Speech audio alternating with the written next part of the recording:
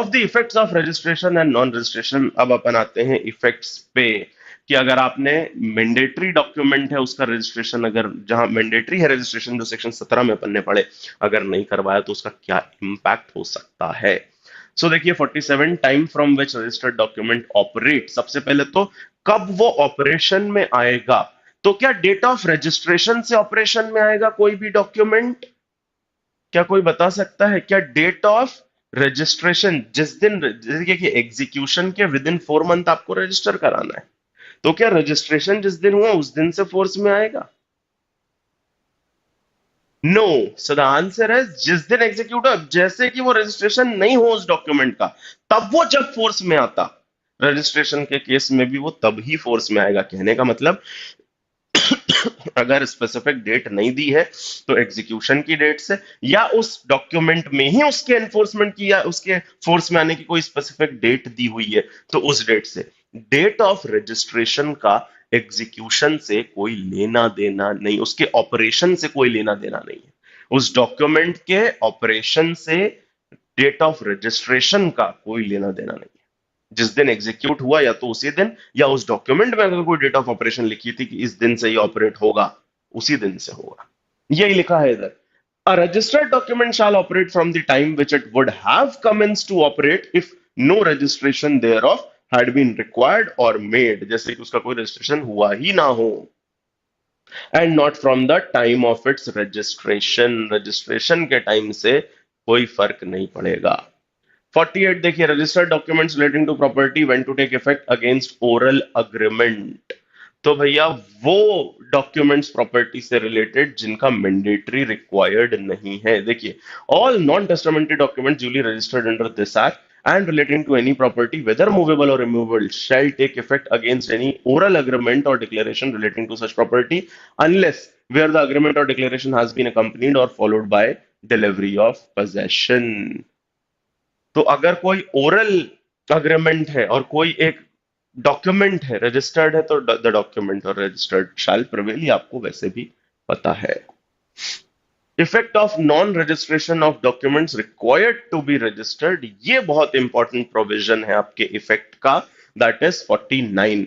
Effect of non registration of document, 17 में जो document mention थे जिनका रजिस्ट्रेशन कराना मैंडेटरी, अगर नहीं कराया तो क्या इंपैक्ट होगा। देखिए, no document required by section 17 or by any provision of the transfer of property to be registered shall affect any immovable property comprised therein।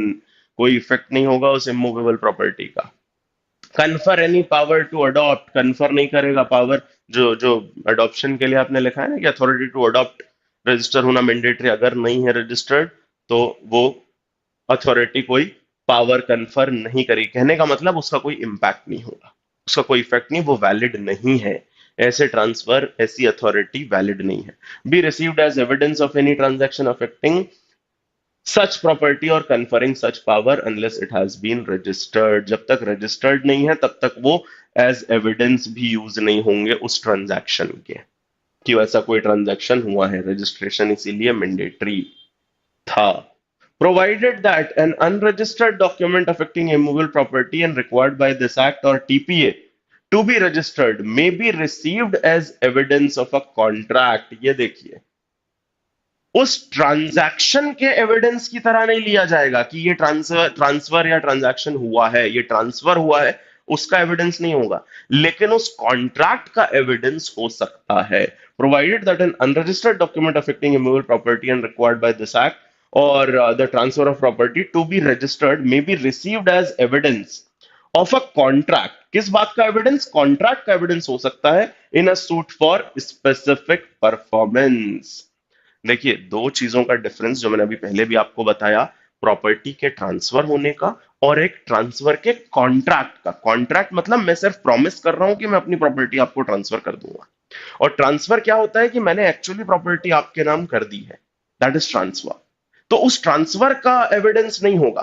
अगर डीड है लेकिन रजिस्टर्ड नहीं है, which is required to be registered as per section 17 और TPA, अगर मैंने register नहीं करी है तो वो इस बात का एविडेंस नहीं होगा कि मैंने प्रॉपर्टी ट्रांसफर की है, वो वैलिड एविडेंस नहीं है। लेकिन वो इस चीज का एविडेंस हो सकता है that I have done a contract with you for this transfer, और अगर आप स्पेसिफिक परफॉर्मेंस का सूट फाइल कर रहे हैं तो स्पेसिफिक सूट तभी मिलेगा when there is a contract between you and me. तो उस कॉन्ट्रैक्ट के एविडेंस हो सकते हैं अनरजिस्टर्ड डॉक्यूमेंट भी, बट ट्रांसफर का एविडेंस नहीं होगा।